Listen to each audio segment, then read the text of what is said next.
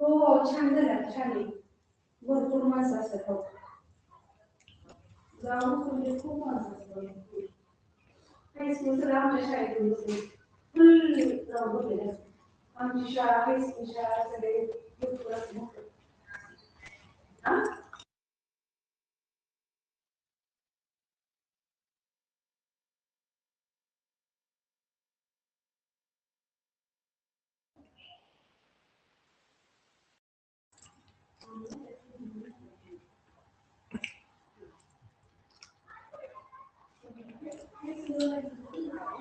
Good evening.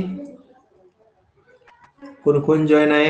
Mayuri कोळी, समृद्धी भोसले, अक्षदा पिसाळ, ईश्वरी देशमुख, अर्जुन, आयुष बनकर, पूनम राधिका. ठीक आहे. 8वी शिष्यवृत्ती परीक्षा 2024 विषय गणित. प्रश्न क्रमांक 59 ते 75 आज आपण पाहणार आहोत. प्रश्न क्रमांक 59 पहा. सोबतच्या आकृतीत रेषा AB आणि रेषा CD या दोन समांतर रेषा आहेत. माप कोन RGC बघा, हा खालचा कोन 50 अंश दिलेला आहे, काढायचा आहे. म्हणजे कोण SFA अगोदर काढावा लागेल. कुठे SFA बघूया. SFA म्हणजे हा कोन काढावा लागेल आणि त्यातून PEA वजा करायचे. कुठे आहे PEA बघा. PEA म्हणजे हा कोन. कोण सांगते कसं काढता येईल? दोन समांतर रेषांना छेदिकेने छेदले असता तयार होणारे संगत कोन एकरूप असतात, व्युत्क्रम कोन एकरूप असतात आणि आंतरकोन पूरक असतात, हे आपल्याला माहित आहे. पण अगोदर ह्या 50 अंशाचा विरुद्ध कोन 50 अंश येणार का नाही? म्हणजे हा कोन किती येणार? 50 अंश. आता या 50 अंशाचा व्युत्क्रम कोन कोणता सांगा बघू. व्युत्क्रम कोन अल्टरनेट अँगल कुठला? हे जे झेड अक्षर आहे याच्यामध्ये विक्रम कोनाची जोडी तयार झालेली आहे. मग या 50 अंशाचा विक्रम कोन हा येणार बघा, EFO. हा पण 50 येणार. आणि जो कोन काढायचा आहे SFA तो आणि हा 50 अंशाचा कोन ही रेषीय जोडी आहे. आणि रेषीय जोडीतील कोणाची बेरीज 180 असते. 180 तून 50 वजा केल्यावर वरचा कोन किती येणार लगेचचा? 130 अंश. समजलं का सर्वांना 130 अंश कसा कोन आला ते?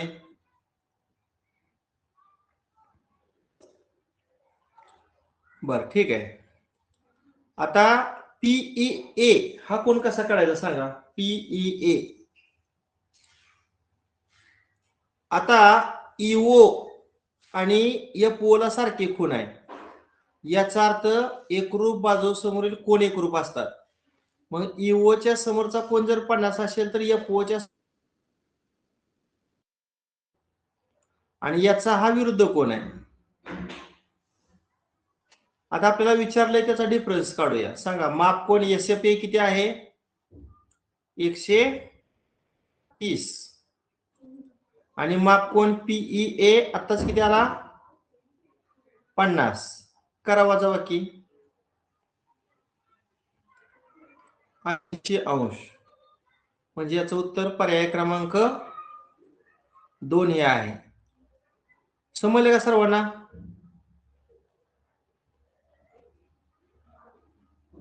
हो सर. ओके. Next question. आता हे सॉल्व्ह करूया आपण. ए ची पद अगोदर बघूया. -2a +5a आणि -2a ह्या तीन पदांचं एकच पद तयार करा. -2 + 5 किती येणार आहे? -2 + 5 3 येणार आहे का नाही? +3 आणि +3 - 2 3 - 2 1 आहे, म्हणजे नुसतं ए राहणार. आता बी ची पद बघूया.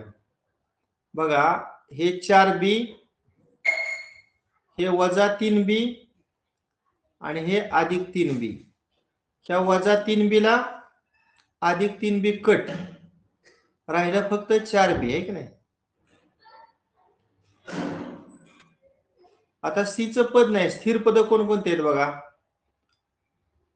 अधिक 5, इथं वजा 9 आणि इथं वजा 4. 5 वजा 9 वजा 4 आणि वजा 4 वजा 4 अधिक नाही वजा 8. वजा 8. मग हा पर्याय बघा कुठं आहे का. A प्लस 4B मायनस ए. पर्याय क्रमांक 4. पर्याय क्रमांक 4. नेक्स्ट प्रश्न क्रमांक 61. दरसाल दर शेकडा 5 दराने 5,000 रुपयाचे 2 वर्षाचे सरळ व्याज व चक्रवाढ व्याज यात किती रुपये फरक असेल. आता पहिल्यांदा आपण सरळ व्याज काढूया. सांगा सरळ व्याज सूत्र काय रे. स बरोबर म द गुणिले द गुणिले क. द गुणिले क आणि भागिले 100.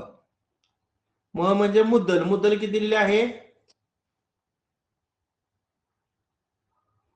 5,000. द म्हणजे व्याजाचा दर किती दिलेला आहे 5 आणि क म्हणजे कालावधी किती दिलेला आहे 2 वर्षे आणि ह्याला भागिले किती 100. या 2 झिरोला हे 2 झिरो कट. 50 गुणिले 5 250 आणि 250 ची दुप्पट किती 500. सरळ व्याज किती आलं 500. आता चक्रवाढ व्याज काढण्यासाठी सूत्र काय रे. अगोदर रास काढावे लागले. चक्रवाढ व्याजाने रास काढण्याचं सूत्र काय. ए बरोबर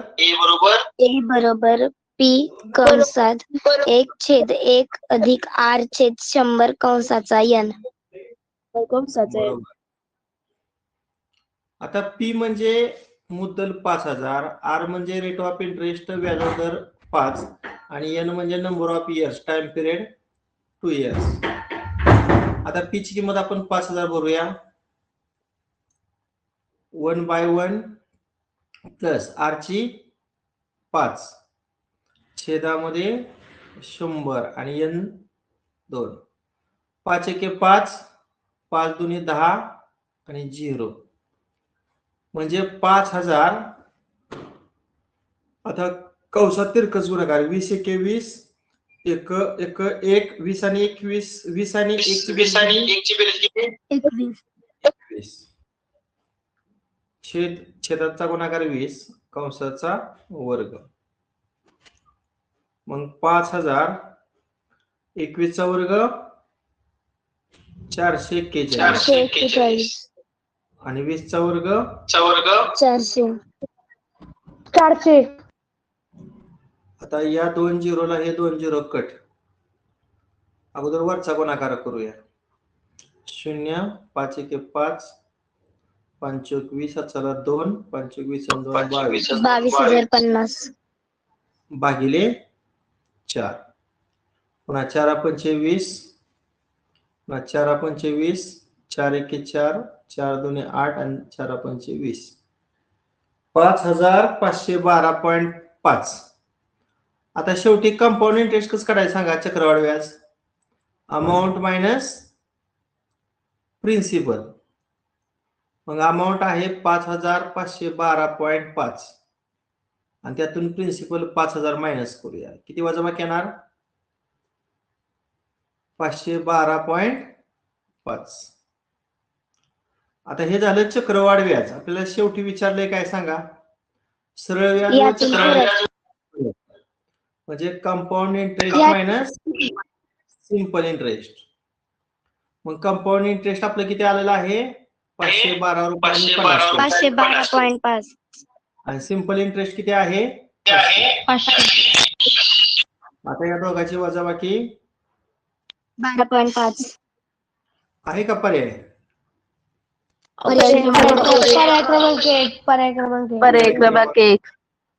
पर्याय क्रमांक 1.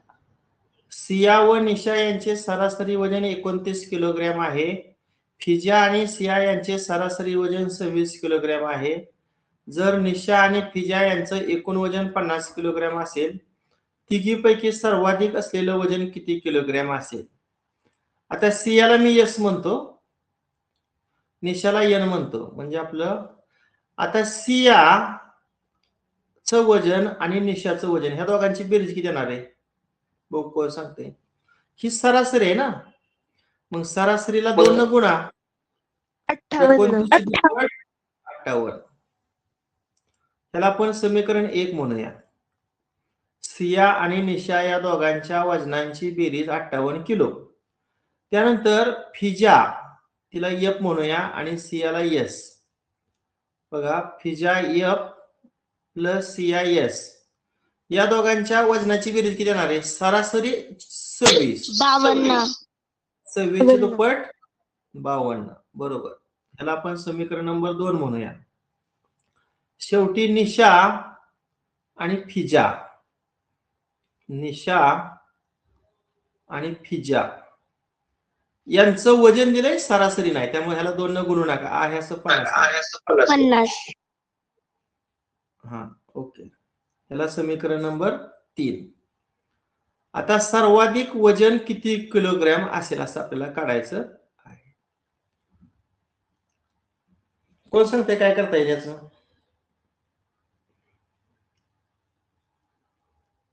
असं करूया आपण, पहिल्या आणि दुसऱ्या समीकरणाची वजाबाकी करूया. मग पहिल्या समीकरणाची डावी बाजू आणि त्यातून दुसऱ्या समीकरणाची डावी बाजू वजा करायची. मग ह्या एफचं चिन्ह बदलून काय होणार?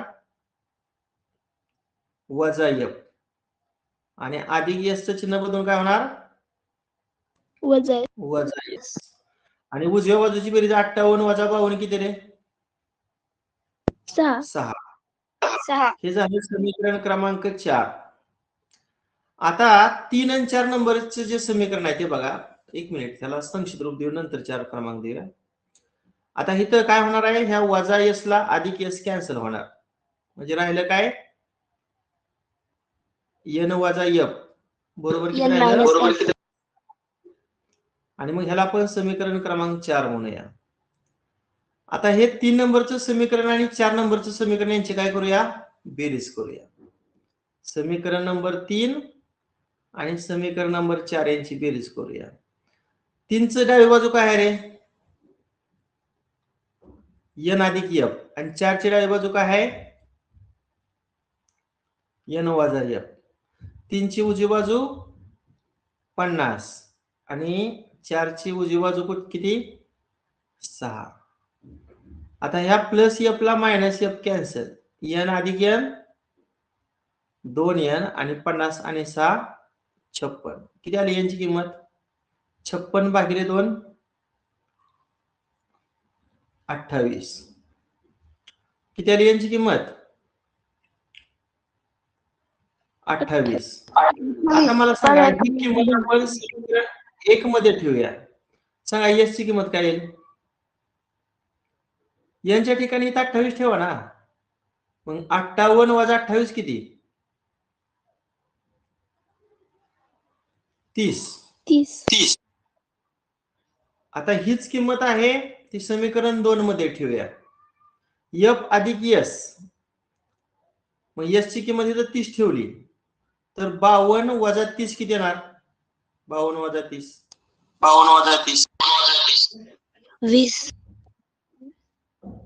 22.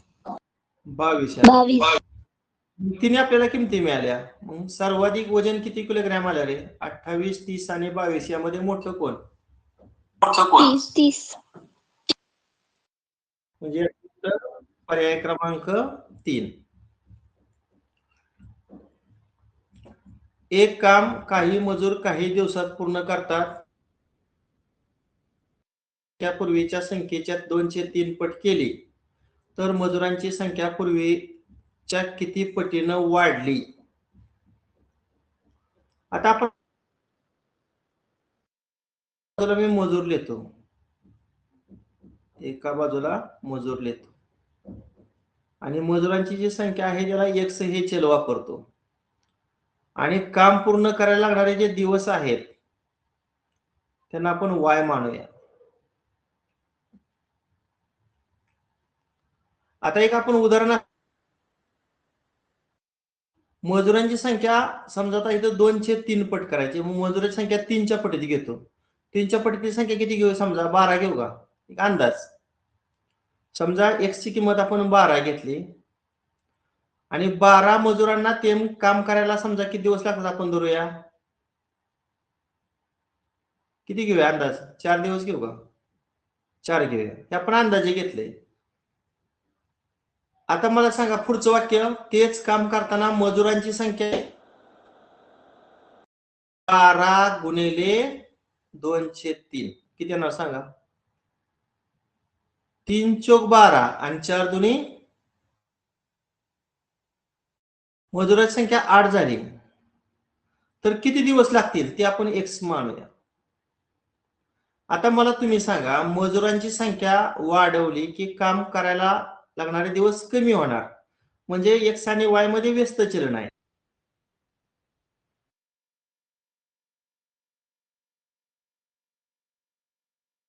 गुणाकार काय असतो?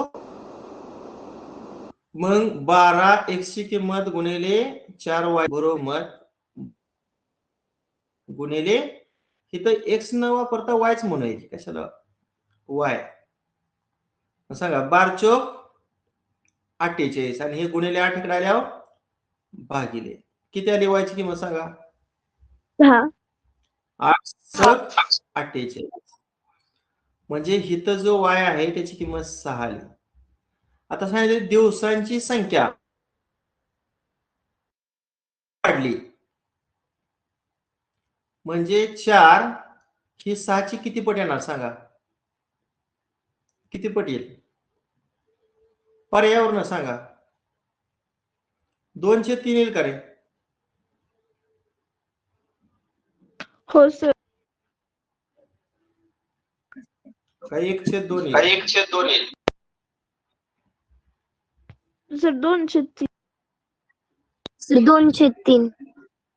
ऑप्शन नंबर प्रश्न आपण येत असतो, दिवसांची संख्या पूर्वीच्या किती पटीनं वाढली? पूर्वीच्या किती पटीनं वाढली म्हणजे एकच मिनिट, म्हणजे हित पट करायची, हित कितीनं गुणावं लागेल? 1/2. पण दोन्ही बाजू कुठं समान आहे रे? काय करावं लागेल? 3/2. उत्तर त्यांनी 1/2 दिले. दिवसांची संख्या पूर्वीच्या किती पटीनं वाढली? 2. 4 ची किती पट? 6. तसं 1.5 पट वाटते का रे? हो. पण त्यांनी 1/2 कसं काय दिले? पटीने वाढली विचारले ना. पूर्वीच्या किती पटीनं वाढली? 2 न वाढ झाली का नाही? 2 न म्हणजे 4 ची निमपटीनं वाढ झाली. पर्याय क्रमांक 4. बरं नेक्स्ट, एका वर्तुळाच्या सर्वात मोठ्या जीवेची लांबी 7 मीटर आहे, तर त्याच वर्तुळात तिच्यापासून 2.1 मीटर अंतरावर असणाऱ्या समांतर जीवेची लांबी किती मीटर असेल? इथे एक वर्तुळ आपण काढूया पहिल्यांदा.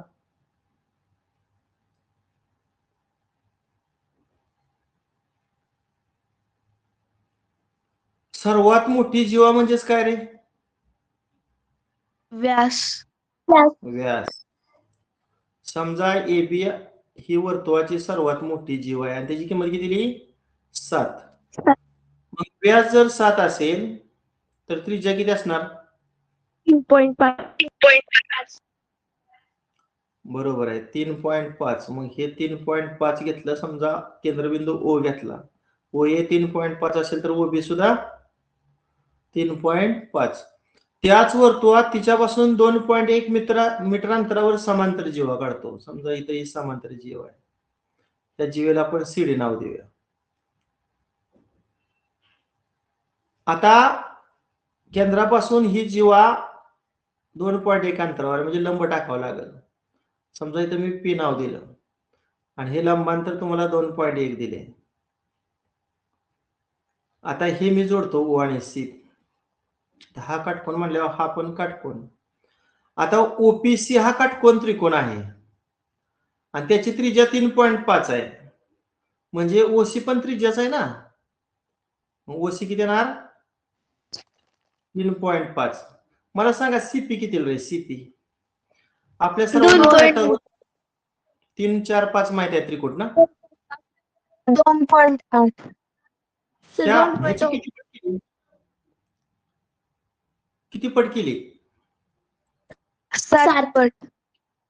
बरं 3 7 0.20. 4 7 28 आणि 5 7 35. आता या प्रत्येकाला 10 भागलं. इथं 2.1 येणार, इथं 2.8 आणि इथं 3.5. म्हणजे काटकोन करणारी बाजू 2.1 असेल, कर्ण 3.5 असेल तर काटकोन करणारी दुसरी बाजू 2 किती येणार? ही 8. वर्तुळाच्या केंद्रातून जीवेवर टाकलेला लंब जीवेला दुभागतो. म्हणून जेवढं सीपी तेवढंच पीडी. मग पीडी सुद्धा किती येणार? 2.8. मग जीवा सीडी किती येणार आहे? सीपी अधिक पीडी 5.6. म्हणजे 2.8 अधिक 2.8. 8 8 16 1 2 2 4 आणि 1 5. 5.6 मीटर आहे का पर्याय? पर्याय क्रमांक 2. पर्याय क्रमांक 2. जर 16चा घन बरोबर वर्गमुळात 4चा घातांक k वजा 5 तर k ची किंमत किती? आता हिथं पाया 4 आहे. मग हिथं पण आपल्याला पाया 4च करावा लागेल. आता सर्वप्रथम काय करूया? हे वर्गमूळ चिन्ह घालवण्यासाठी दोन्ही बाजूचा वर्ग करूया. चला काय लिहिलं वर्ग सांगा? 16च्या घनाचा वर्ग. डाव्या बाजूचा वर्ग केला. उजव्या बाजूचा वर्ग करताना वर्गाला वर्गमूळ चिन्ह जाणार. म्हणजे फक्त काय राहिलं? 4चा घातांक k वजा 5 राहिला. आता 16चा इथे किती येणार आहे? a चा m कंसाचा n. मग m आणि n चा गुणाकार. मग 3 दुनी 6. आणि इकडे 4चा घातांक किती? k वजा 5. आता 16 म्हणजे 4चा वर्ग ना. 16 म्हणजे 4चा वर्ग आणि त्याचा 6वा घातांक. उजवी बाजू 4चा घातांक k वजा 5. आता पुन्हा घाताचा घात गुणाकार करा. बेसक 12. उजवी बाजू आहे. आता बघा डावीकडे आणि उजवीकडे ज्या घातांकित संख्या त्यांचा पाया समान आहे म्हणून त्यांचा घातांक समान. मग डावीकडचा घातांक 12 बरोबर उजवीकडचा घातांक k वजा 5. आता वजा 5 डावीकडे आल्यावर अधिक 5 होणार आहे की नाही? सांगा किती आली k ची किंमत? मग 17. आहे का 17चा पर्याय? पर्याय क्रमांक 4. पर्याय क्रमांक 4. नेक्स्ट, सोबतच्या आकृतीतील चौकोन EFGH या समभुज चौकोनाचा कर्ण 28 सेमी असून सर्व शिरोबिंदू O केंद्र असणाऱ्या वर्तुळावर आहेत. रंगवलेल्या भागाचे क्षेत्रफळ किती चौरस सेमी? आता इथं अर्धवट रंगवलेला भाग दिसतोय. हा पूर्ण रंगवलेला पाहिजे. हा पूर्ण भाग मी अगोदर रंगवून घेतो.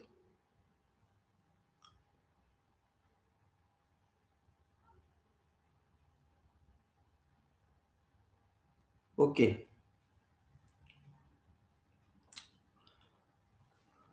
आता एक लक्षात ठेवा, EFGH हा जो चौकोन आहे त्याला काय म्हणायचं? कसला चौकोन? समभुज. समभुज म्हणजे काय? चारही बाजू समान. आता एक लक्षात ठेवा, हा काटकोन असणार का रे? किंवा हा काटकोन असणार का? अरे EFH हा व्यास आहे ना. व्यासामुळं कंस HEF हे अर्धवर्तुळ झालं. अर्धवर्तुळातील अंतरित केलेला कोण काटकोन असतो ना. मग हे दोन काटकोन ना. म्हणजे हे उरलेलं सुद्धा 2 काटकोन येतात. आणि समभुज चौकोनाचा जर चारी कोण काटकोन असतील तर तो चौरस असतो. म्हणजे EFGH हा कुठला प्रकार झाला चौकोनाचा? चौरस. आता चौरसाचा कर्ण तुम्हाला 28 दिलाय. मला सांगा चौरसाचं क्षेत्रफळ काढण्याचं सूत्र काय रे? एरिया ऑफ बाजूचा स्क्वेअर. वर्ग भागिले 2. बाजूचा वर्ग. आणि अजून एक सूत्र काय आहे? कर्ण. बरोबर आहे. काय? कर्णावरून क्षेत्रफळ काढण्याचं सूत्र. कर्ण वर्ग छेद 2. बरोबर. कर्ण वर्ग छेद 2. मग कर्ण कितीला आहे? 28. 28 चा वर्ग म्हणजे 28 गुणिले 28 छेदामध्ये 2. पर्याय क्रमांक 1 56. हो बरोबर आहे. मग 28 ला 2 न भागलं 14 आणि 14 ने 28 चा गुणाकार करा. 28 चोक 112 चला 11. 28 1 28 आणि 11. बरोबर आहे का? 392.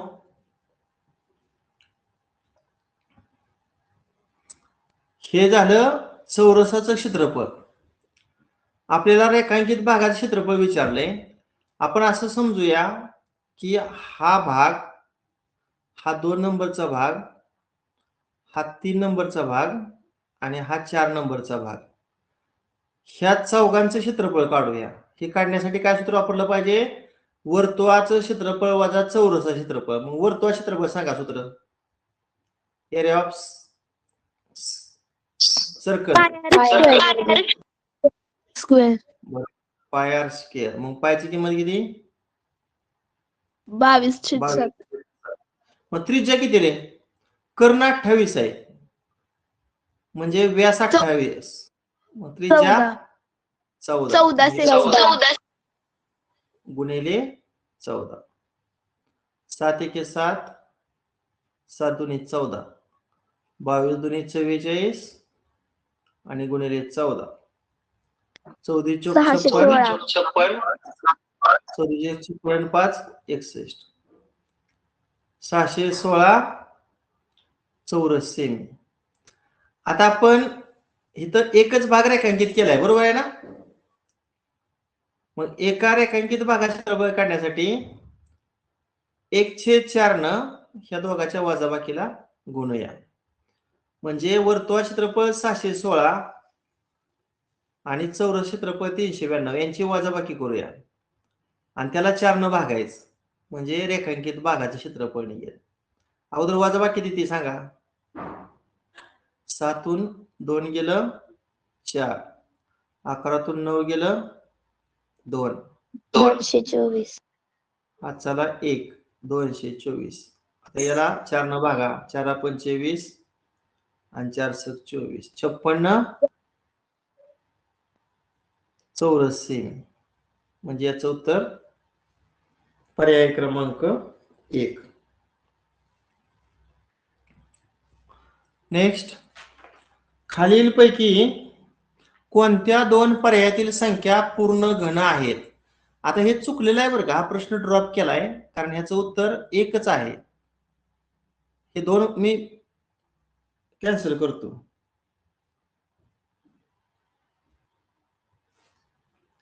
आता सांगा बरं उत्तर.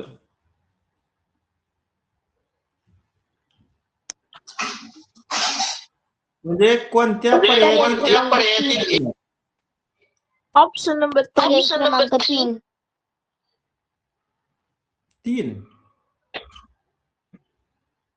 एक लक्षात ठेवा, घन संख्या असण्यासाठी दशांश नंतरच्या अंकाची संख्या 3 च्या पटीत असावी लागते. म्हणजे दशांश नंतर 3 अंक असणार, 6 असणार, 9 असणार या पद्धतीने. आता हा 0 आपण ड्रॉप करायचा. करायचा. आता इथे किती अंक आहेत दशांश नंतर बघा? 3च आहेत ना. म्हणजे हा कोणाचा घन येऊ शकतो रे? कोण सांगतंय? 0.3. हा घन येते. बाकी कुठलाच घन येत नाही. तुम्ही म्हणता सर हिता अंक 6 आहेत.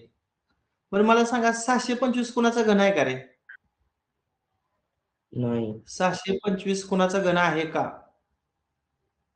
नाही सर आठ. ती वर्गाची हा 8चा घन 512 ना, आणि 9चा 729 म्हणजे ही घन संख्या येतच नाही. आता 1330 घन संख्या येते 11चा घन, पण इथं दशांश नंतर 2च अंक आहेत, त्यामुळे ही सुद्धा घन संख्या नाही. आता इथं दशांश नंतर 4 अंक आहेत, त्यामुळे ही सुद्धा घन संख्या नाही. याचं उत्तर पर्याय क्रमांक 1 आहे.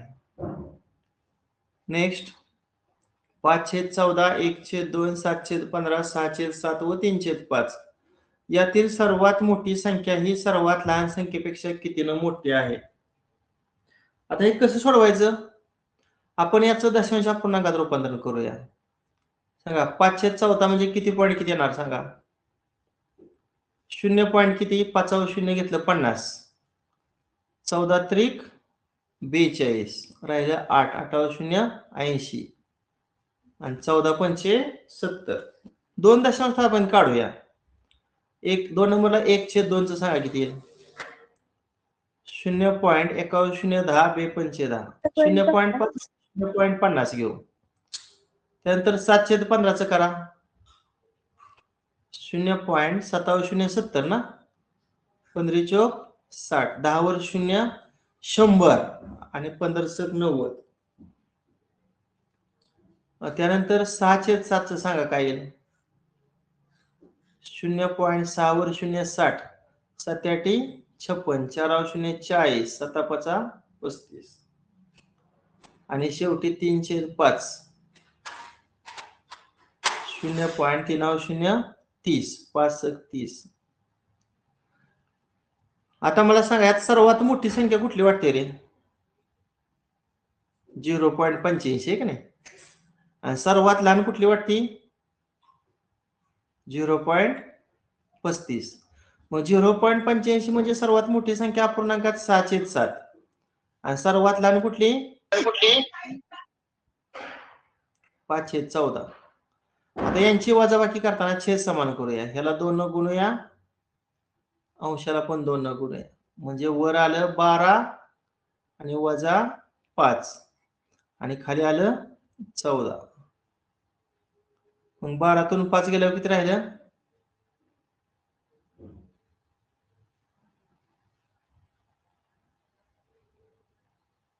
7/14. 7/14. आता इथं 7 1 7 आणि 7 2 14, अतिसंख्यित रूप 1/2 आहे का पर्याय? पर्याय क्रमांक 4. या दोन संख्यातला 4. फरक पर्याय क्रमांक 4. टिंबटिंब चौकोनाचे दोन्ही कर्ण परस्परांना काटकोनात दुभागतात. आता दोनच चौकोनाचे कर्ण परस्परांना काटकोनात दुभागतात बरं का. कोणकोणतं सांगा पण? पहिला प्रकार आहे तो आणि अजून एक प्रकार आहे तो चौरस. मग काटकोन चौकोन म्हणजे आयत, हा पर्याय नाही येणार. चौरस येईल, समभुज चौकोन येईल, समांतरभुज नाही येणार आणि पतंगाकृती पण नाही येणार. म्हणजे बी व सी कुठले? बी व सी पर्याय क्रमांक 2. पर्याय क्रमांक 2. सोबतच्या एक्स आणि वाय या दोन्ही प्रतलांचे निरीक्षण करून योग्य विधानाचं 2 पर्याय शोधा. एक्स हे पहिलं प्रतल आहे बघा हे, आणि वाय म्हणजे हे 2 नंबरचं प्रतल आहे.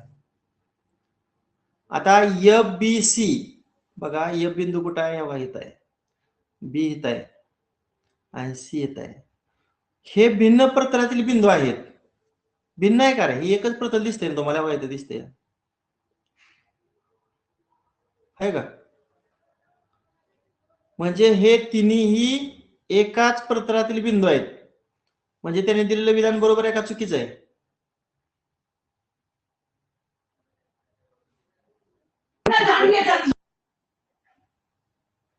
चुकीचं विधान आहे. आता 2 नंबरचं बघा, दोन्ही प्रतले छतात तेव्हा रेषा तयार होते. बरोबर आहे की 2 प्रतलांचा छेद एक रेषा असते, एक रेषा दिसते का? म्हणजे हे विधान कसं आहे? सत्य आहे. बिंदू ए जी ई कुठे आहेत? ए जी आणि ई हे एकाच प्रतलातील नैक रेषीय बिंदू आहेत. बरोबर आहे, एकाच प्रतलात आहेत आणि एका रेषेत नाहीत म्हणजे नैक रेषीय आहेत, हे विधान सत्य आहे.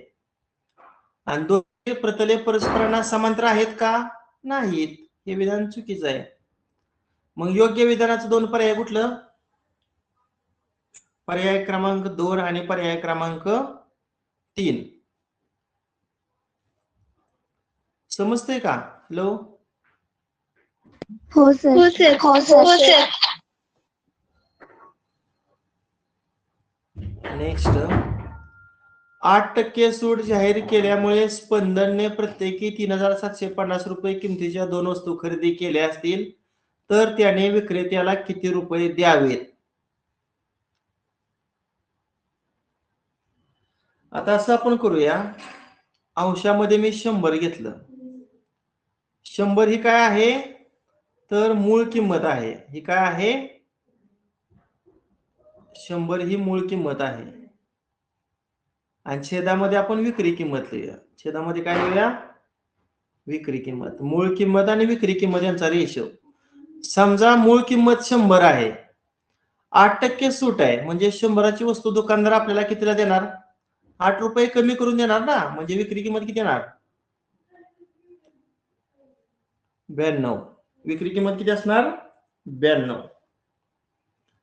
हा, आता बघा 3750 एका वस्तूची मूळ किंमत आहे ना. अशा 2 वस्तू आहेत, मग 2 वस्तूंची किंमत किती येणार आहे? मूळ किंमत याला 2 न गुणा. बे 0 बे 5 10 चला 1 बे 7 14 1 15 चला 1 बे 3 6 1 7, म्हणजे किती आलं? 7500 रुपयाच्या 2 वस्तू आहेत. आणि विक्रेत्याला किती रुपये द्यावेत ते आपण एक्स मानूया. मग तिरकस गुणाकार केला, 100 गुणिले एक्स, त्यातला एक्स लिहितो, आणि दुसरा तिरकस गुणाकार 92 गुणिले 7500. आता एक्स ला जे गुणिले 100 होतं तिथं भागिले करूया. या 2 झिरोला हे 2 झिरो कट करा. 92 आणि 75चा गुणाकार.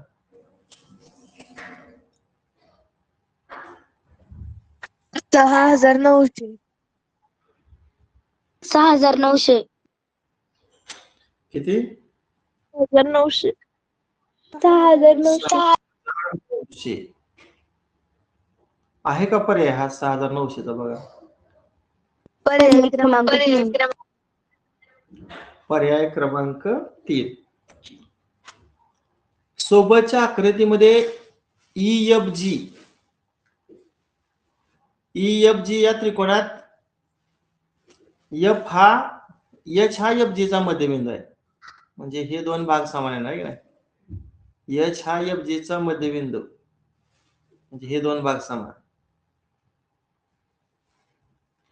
कोण EFH दिलाय हा 45. EF हा कर्ण 10 वर्गमुळात 2 आणि EG सुद्धा 10 वर्गमुळात 2. आणि विचारलंय EH ची लांबी किती, म्हणजे हे मधलं काढायचे आपल्याला, त्याला एक्स म्हणूया.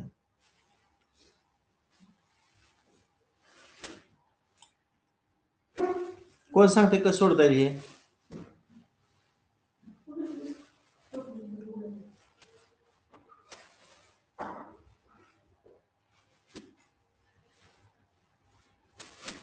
तुम्हाला एक वाक्य झालंय बघा, किंवा तुम्ही आता 8वीत वाक्य नसेल झालं. पर्याय क्रमांक 2. हा, एकच मिनिट बघूया.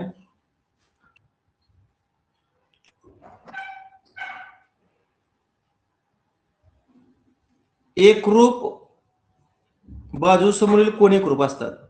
मग EF च्या समोरचा G कोण आणि EG च्या समोरचा F कोण समान, म्हणजे हा 45 असेल तर हा सुद्धा किती येणार? 45 येणार. आता त्रिकोणाच्या तिन्ही कोणांची बेरीज किती असते रे? 180. मग 45 आणि 45 90. 180 तून 90 वजा केल्यावर वरचा कोण किती येणार? 90 येणार. म्हणजे EFG हा काटकोन त्रिकोण तयार झाला ना. काटकोन त्रिकोण असला की आपण पायथागोरसचा सिद्धांत वापरतो. काय मग पायथागोरस सिद्धांतानुसार कर्ण वर्ग बरोबर काटकोन करणाऱ्या बाजूंच्या वर्गांची बेरीज. म्हणजे पहिली काटकोन करणारी बाजू 10 वर्गमुळात 2 त्याचा वर्ग अधिक दुसरी काटकोन करणारी बाजू 10 वर्गमुळात 2 त्याचा वर्ग. 10 चा वर्ग 100 वर्गमुळात 2 चा वर्ग 2 म्हणजे 100 आणि 2 चा गुणाकार किती 200 आणि पुढचा पण वर्ग किती 200 आणि 200 आणि 200 ची बेरीज 400. आता दोन्ही बाजूची वर्गमूळ काढा. 400 चं वर्गमूळ किती 20. आता मला सांगा एफ जी 20 आलं मग एफ एच किती येणार आणि एच जी किती येणार 20 चं समान दोन भाग करा ना म्हणजे हे 10 येणार आणि हे पण 10. आता थोडक्यात काय झालं सांगा हे 10 आहे. आता हा त्रिकोण विचारात घ्या हा हे 10 हे 10 वर्गमुळात 2 म्हणजे x ची किंमत किती येणार 10. 10 ची येणार का सांगा बरं पायथागोरस सिद्धांत वापरून बघा. अशा पद्धतीने EH 10 म्हणजे पर्याय क्रमांक 2. 2. नेक्स्ट 73 m अधिक 9 m वजा 5 वजा m वजा 8 m अधिक 8 बरोबर किती. आता इथं आपल्याला गुणाकारच करावा लागेल. सांगा m गुणिले m सर स्क्रीन दिसत पुन्हा m गुणिले वजा 5 वजा 5 m गुणिले m सर स्क्रीन दिसत नाही. कोणाला दिसत नाही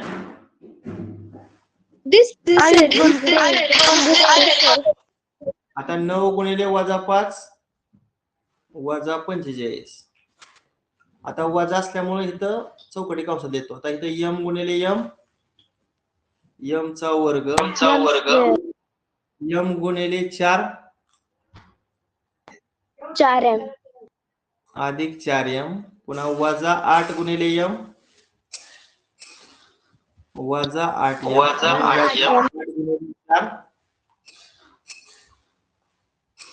वजा 32.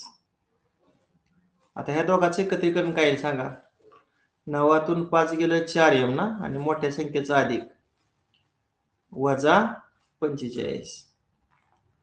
आता ह्या दोघांचे एकत्रीकरण काय येईल त्या दोघांचं 8 4 गेलं 4m मोठ्या संख्येचं वजा 32.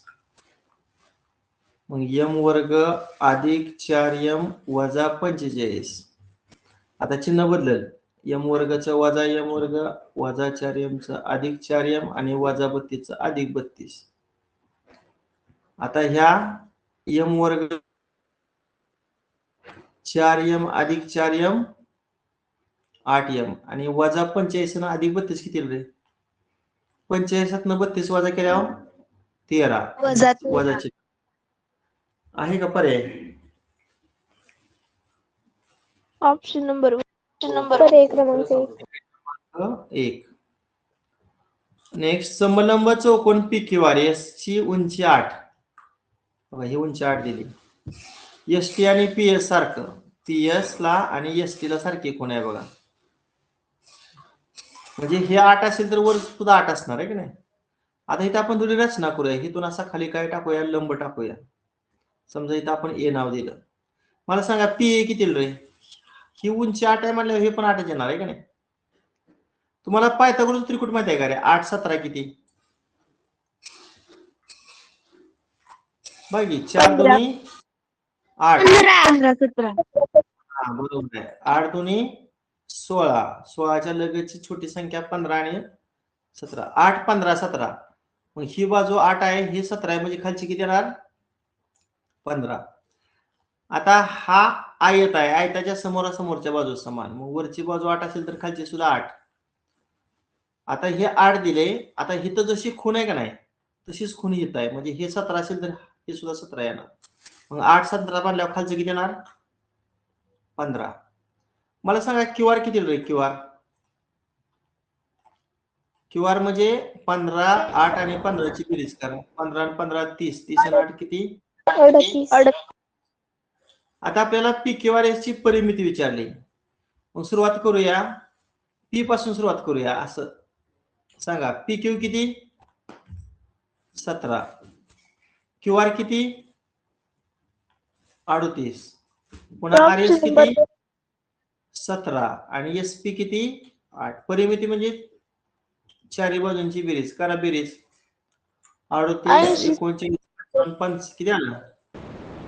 55. आणि 17 8 किती? 25. आणि 55 आणि 25 ची बेरीज 80. म्हणजे पर्याय क्रमांक 1.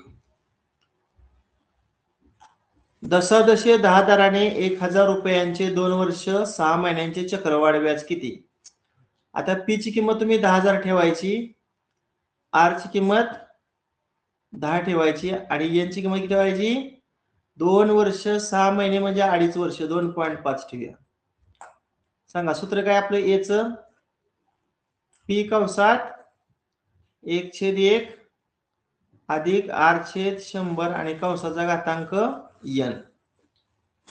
आता पी च्या ठिकाणी मी 10,000 ठेवतो, 1/1, आर च्या ठिकाणी 10, छेदामध्ये 100 आणि n ची किंमत किती? 2.5. हे 10,000, 1/1, 10/100. आता एकदा घातांक 2 देतो, पुन्हा हाच कंस देतो आणि त्या दुसऱ्या कंसाला घातांक किती देऊ? 2त किती मिळवले? 2.5 होतं. अर्धा. अर्धा म्हणजे 0.5. मग हे 10,000. आता इथं बघा, त्या झिरोला 10 अधिक 1 11. 11/10 कंसाचा वर्ग. आणि इथं काय करायचं सांगा? मागं झालंय आपल्या इथं. ह्या 0.5 ची दुप्पट केली 1, तर ह्या 10 ची निमपट करायची ना? 5. मग 5 1 5, 5 2 10, झिरोला 0. मग इथं 10,000, 11चा वर्ग 121, 10चा वर्ग 100. पुन्हा तिरकस होणार 20 अधिक 1 21 आणि छेदाचा गुणाकार 20. आता बघा हे 3 झिरो, ह्या 3 झिरोला कट. बे 1 बे, बे 5 10. करा गुणाकार. 5 1 5, 5 2 10, हातचाला 1, 5 1 5 आणि 1 6 आणि गुणिले 21. 21 5 105, हातचाला 10, 21 0 0, 10 ला 0 चला 1, 21 126 आणि 1 127. म्हणजे 12,705 ही रास आली. चक्रवाढीचे सूत्र काय दिले? Amount minus principal. मग अमाऊंट 12,705 आणि त्यातून प्रिन्सिपल 10,000 वजा करायचं. किती नावाचा बाकी? 2,705 आहे का पर्याय? बरोबर. पर्याय क्रमांक 4. अशा पद्धतीने आज आपण 2024 ची प्रश्नपत्रिका संपवलेली आहे. मी तुम्हाला पूर्ण प्रश्नपत्रिका टाकतो की ज्यामध्ये मराठी आणि गणित असं 75 प्रश्न असतील. 1.5 तासामध्ये तुम्हाला ते सॉल्व्ह करायचं आहे. आणि शेवटची एकच पेपर आपला राहिलेला आहे, तो संपवून मग आपण बुद्धिमत्तेला सुरुवात करूया. ठीक आहे, बस करूया. Okay, bye.